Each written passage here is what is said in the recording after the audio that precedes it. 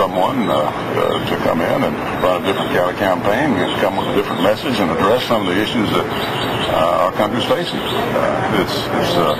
It's a daunting challenge. It takes a while to get your team together and get up and running, but we're taking the steps necessary to put us there if we make that decision. And as he also indicated, he took about the first half of this year off as a declared candidate, and indeed isn't one yet, but he's running third in some polls. So some thoughts on the potential candidacy of Fred Thompson now from Fred Barnes, executive editor of the Weekly Standard, Mort Kondracki, executive editor of Roll Call, and the syndicated columnist Charles Krauthammer, Fox News contributors all. Charles, a lot of conservatives are very excited about the possibility of a Fred Thompson candidacy. Should they be? Well, right now he's like the New York Yankees. On paper, they beat everybody, but then they actually have to go out and play the game. Now, on paper, he's got everything. He's got an affable personality. He's easy on camera, easy to like. And in terms of his positions, he appeals to conservatives in a way that the top three candidates don't. Giuliani has a problem with guns, gays, and abortion. McCain has a problem with immigration. And he's intensely disliked because of the campaign regulation. And then Romney is okay on the major issues, except 2 years ago he wasn't. So Thompson's okay on all of this stuff. But his problem, I think, is that, you know, what we heard him say, we have to get a different message. I saw a line in the Daily Tennessean which says he's been trying out his messages and speeches. Well, Ronald Reagan did not try out his messages. He had his message. He knew his message. He believed in his message. He was a conviction politician. Thompson is not. It's not a critique. I mean, he was 8 years a senator, and you can't name a bill or an issue or an idea that he actually promoted. It's okay to have an affable, likable conservative who doesn't have a burning idea, but that's not a Ronald Reagan. I completely agree with that. Carl Cameron asked him during this interview, what would you say of your years in the Senate? What was your top accomplishment?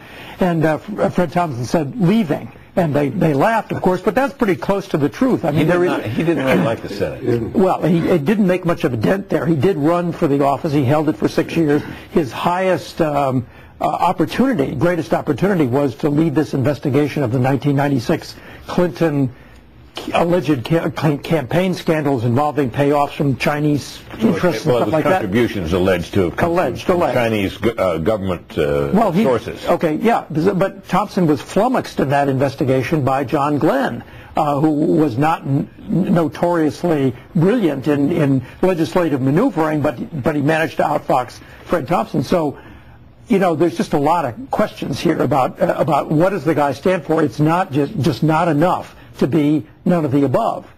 Yeah, I agree with that. And yet, Fred Thompson is running the greatest non-campaign campaign I've ever seen. Here we are talking about him, Carl Cameron interviewing, story about him on the front page of the New York Times. Lead story of this newscast. we have a piece on him practically every issue of the Weekly Standard. I mean, this guy, why announce? This guy's running a great non-campaign campaign. Look, but what he is doing is this. Is raising tremendous expectations for him when he comes in.